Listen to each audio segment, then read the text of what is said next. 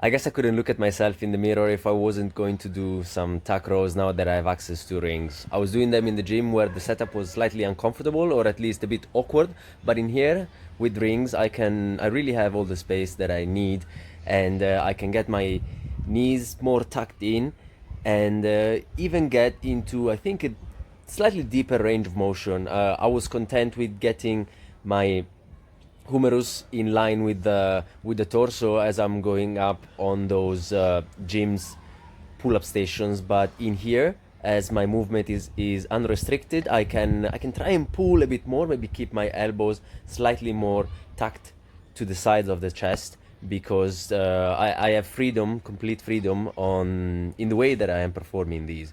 And then I'm moving on to some push-ups, because the hybrid of a dip and a push-up that I'm doing on rings is not really providing enough stimulus, because it's really limited by how much the rotator cuff is right now allowing me to go in terms of depth. But luckily, normal push-ups on the floor are not really affected by this in any meaningful way, so I can actually get to higher repetitions and a bit of a higher intensity here. I was going for 8 repetitions on the tuck rows, and I was going to about 20 reps on the push-ups.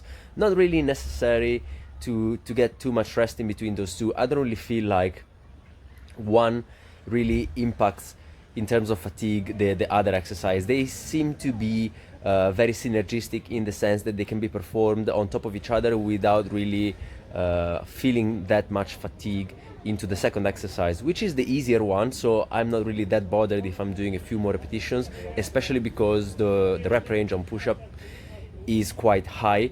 So the main exercise that I'm focusing on is in here, the tuck rows. And in this second set, I believe that I was doing a much better job at keeping my body in a straight position and not really letting my head move forward and then tilting slightly forward overall.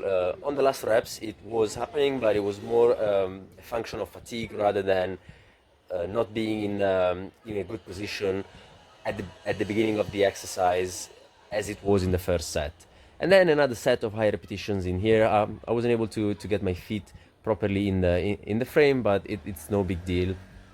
I was noticing that I was approaching the 15 rep mark in here. I was starting to feel more fatigued than in the first set, which makes a lot of sense. And I wasn't able to do as many repetitions on the push-up as I was doing in the previous session, where maybe I was probably actually getting a bit more rest in between sets.